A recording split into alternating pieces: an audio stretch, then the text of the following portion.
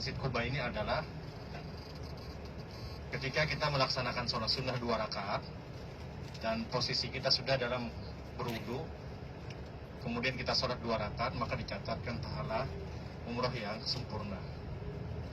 Dan kita tahu ada banyak amalan-amalan sunnah yang pahala itu dicatatkan seperti pahala orang yang umroh.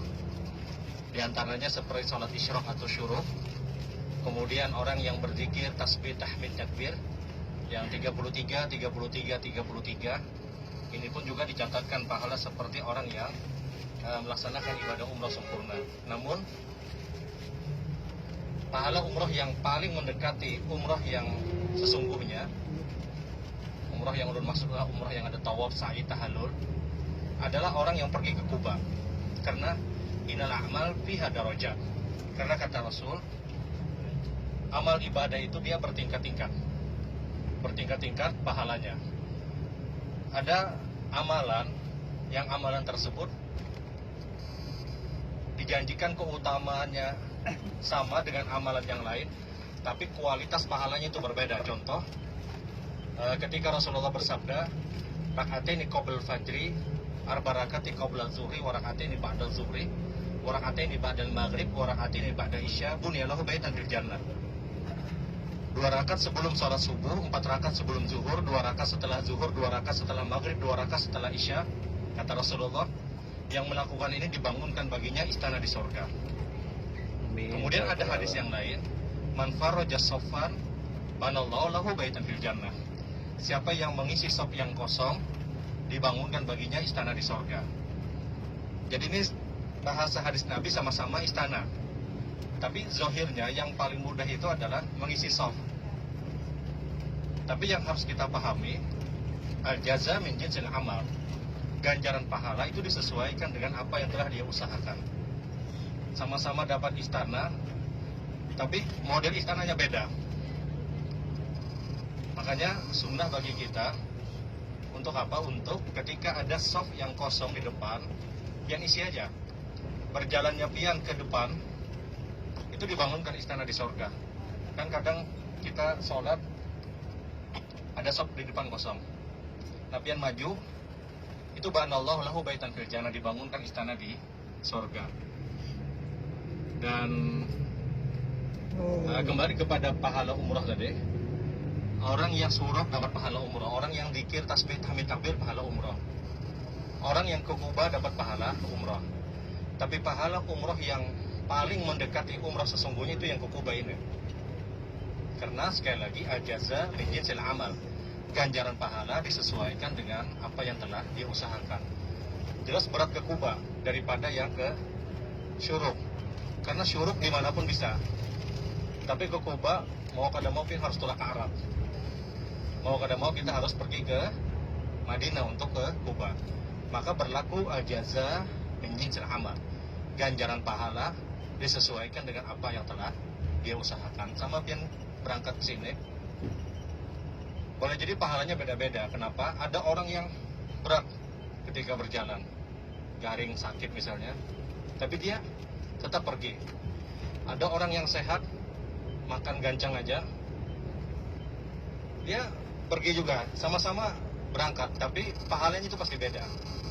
Karena ganjaran pahala disesuaikan dengan apa yang telah dia usahakan. Dan inilah letak keadilan Allah. Karena kalau seandainya pahalanya itu sama, maka orang akan bertanya, di mana keadilan Allah? Oleh karena itu ketika Rasul bersabda, ad-dirham sabaqatuhu mi'atu dirham. 1 dirham yang kita keluarkan, 1 dirham kata Rasulullah, yang kalian keluarkan, boleh jadi mengalahkan 100 dirham yang dikeluarkan oleh orang lain. Sahabat tanya, ya Rasulullah, ad-dirham sabaqatuhu mi'atu dirham. Ya Rasul, bagaimana mungkin 1 dirham pahalanya bisa mengalahkan 100 dirham? Kata Nabi, boleh jadi orang yang punya 1 dirham ini, dia hanya punya 2 dirham. Separuh hartanya dia keluarkan. Sementara yang 100 dirham, boleh jadi dia punya mungkin jutaan dirham. Kalau 100 dirham keluar ada masalah, banyak aja lagi duitnya. Nah ini kata Rasul, boleh jadi 1 dirham itu pahalanya mengalahkan 100 dirham. Karena di dalam penetapan pahala salah satu kaedah baku pakem dari pahala tersebut adalah tergantung bagaimana usaha kita, bagaimana pengorbanan kita.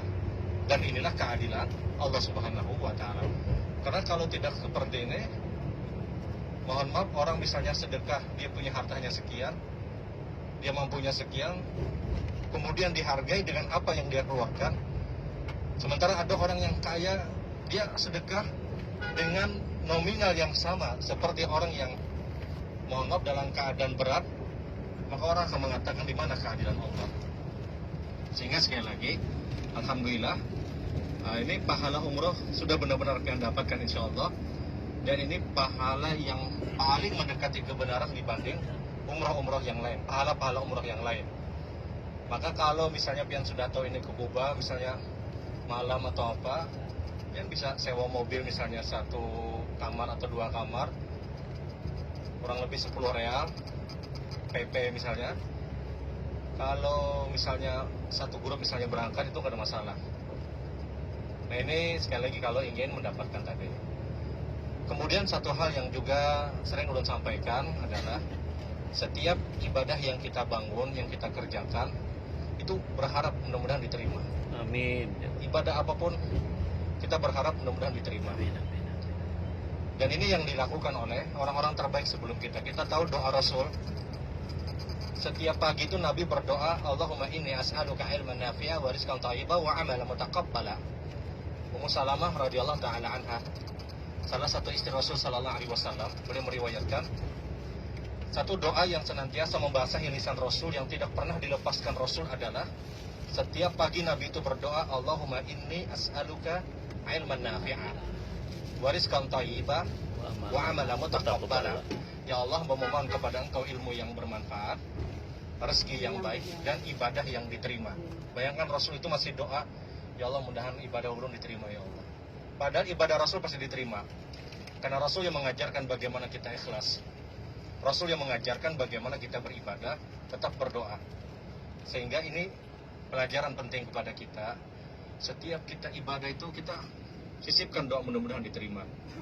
Ali bin Abi Thalib itu pernah mengatakan, saya tidak pernah peduli dengan banyaknya amal ibadah yang sudah saya kerjakan, tapi saya lebih peduli apakah ibadah saya diterima atau tidak. Yang bayangkan sholat sunnah 2 rakaat misalnya di Masjid Nabawi, Tahiyatul Masjid. Kalau itu diterima sekali aja, itu sama pian Tahiyatul Masjid 1000 kali di tempat lain. Orang sholat sunnah 2 rakaat kata Nabi, man tatahhara tuhuratan, siapa yang bersuci dengan sebenar-benar sucinya, berwudu dengan baik, summa sholat raka'ataini muqbilan ala wajhihi wa la yuhaddits ala qalbi, kemudian dia sholat 2 rakaat benar-benar mengharap kepada Allah, wa la yuhaddits ala qalbi, tidak ada pembicaraan dalam hatinya, dia fokus, dia konsen dari takbir sampai salam. 2 rakaat saja kata Nabi, wajabat lahul jannah, orang tersebut telah wajib berada di dalam surga Allah. 2 rakaat saja. Dan kita dalam hidup ini sudah melampaui ribuan rakaat.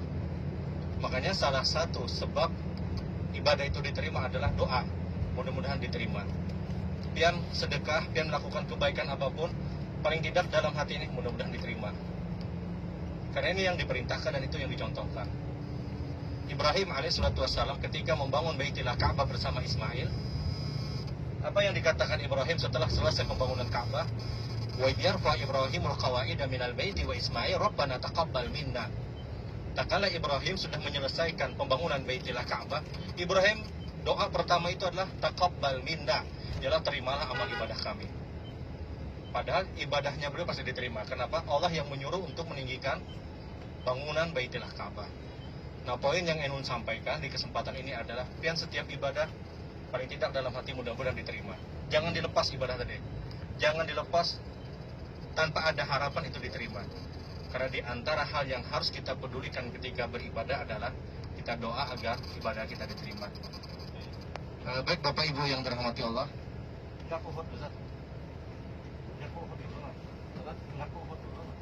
Ke ini dulu katanya seperti itu. Ke Madura dulu. Yang dirahmati Allah, Uhud nanti terakhir kita lah. Ini kita ke kebun kurma. Baik, terima kasih. Kemudian akhiri dengan kafaratul majlis. Subhanakallahumma wa bihamdika asyhadu an la ilaha illa anta astaghfiruka wa atubu ilaik. Assalamualaikum warahmatullahi wabarakatuh. Waalaikumsalam warahmatullahi wabarakatuh.